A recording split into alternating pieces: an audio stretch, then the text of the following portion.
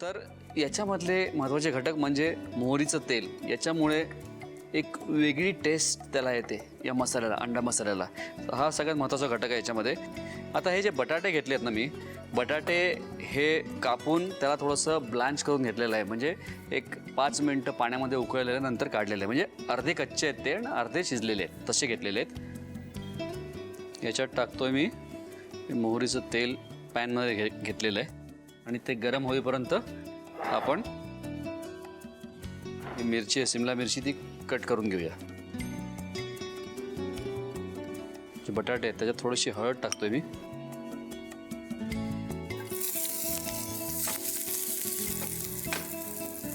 याला आम्ही आता थोडंसं रंग येईल, ब्राऊन रंग येईल, तांबूस रंग येईपर्यंत बटाट्यांना तेलामध्ये टॉस करून घेतोय. हे जे अंडे आहेत ते पण मी घेतलेले आहेत, त्याच्यामध्ये पण थोडंसं हळद टाकतोय, थोडं तिखट. बेंगॉली पद्धतीमध्ये बटाट्याचा वापर भरपूर होतो. तिथे बिर्याणीमध्ये पण बऱ्याच वेळा, चिकन बिर्याणीमध्ये पण याच्यामध्ये बटाटे टाकतात तिथे, त्या पद्धतीमध्ये.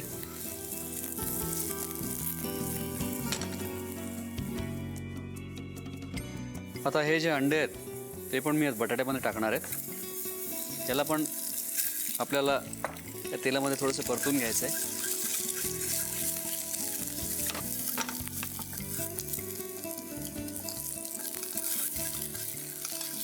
बस, आता या दोन्ही गोष्टी झालेल्या आहेत. याला मी आता प्लेटमध्ये काढून घेतोय. हाच पॅन पुढच्या कृतीसाठी आपल्याला वापरायचा आहे. हा पॅन इथेच ठेवतोय. आपण करतोय बेंगॉली पद्धतीचा एक अंडा मसाला करतोय. त्याच्यासाठी आपण मोहरीचं तेल घेतलं, त्याला गरम केलं, त्याच्यामध्ये आपण हाफ कुक केलेले बटाटे टाकलेत, नंतर अंडे टाकलेत आणि त्याला थोडंसं परतून घेतलेलं आहे. ठीक आहे. आणि याच पॅनमध्ये मी आता थोडं साधं तेल घेणार आहे. सगळ्यात आधी मी याच्यात टाकतोय तेजपान, एक बडी इलायची, 2 छोटे दालचिनीचे तुकडे आणि 3 ते 4 लवंग. आता टाकतोय आलं लसूण पेस्ट आणि कांदा. 1-1.5 चमचा आलं लसूण पेस्ट घेतलेली आहे मी आणि एक मध्यम आकाराचा कांदा बारीक चिरलेला तो टाकतोय.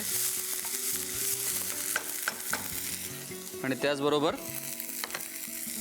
साधारणपणे एका मध्यम आकाराच्या कांद्याची पेस्ट. याला जरा तांबूस होईपर्यंत परतून घेतोय. मला आठवतं शिपवर असताना बऱ्याच वेळा काय असायचं की सकाळी ब्रेकफास्टला अर्थात अंडे असतातच, आपल्याकडे पण आपण खातो अंडे. तर तिथे लाईव्ह एक काउंटर असायचा.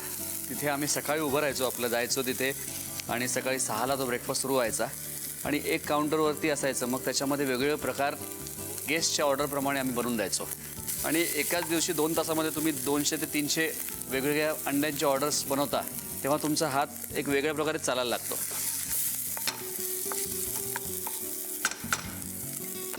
तर याच्यामध्ये मी हे आपले जे मसाले आहेत ते टाकतोय. हळद टाकतोय, थोडं तिखट, धणे जिरे पूड.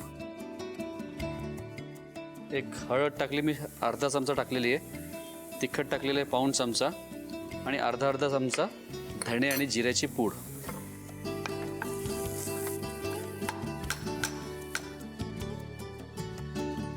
आणि आता याच्यामध्ये जाणार आहे टोमॅटोची पेस्ट.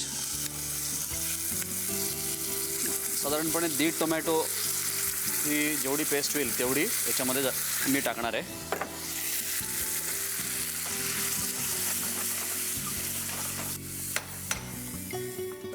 याच्यात टाकतो मी आता पाणी.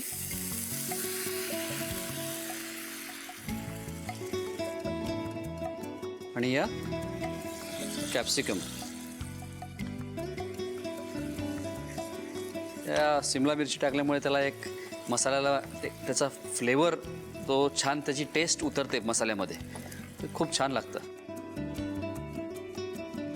त्याचबरोबर हे जे बटाटे आहेत ना, मी याच्यात टाकतोय म्हणजे आणखीन ते जरा सॉफ्ट होतील. बटाटे टाकून आपल्याला एक 10 मिनटं 5-7 मिनटं तरी त्याला बटाट्यांना शिजू द्यायचं याच्यामध्ये. आणि आता मी टाकणार आहे मीठ.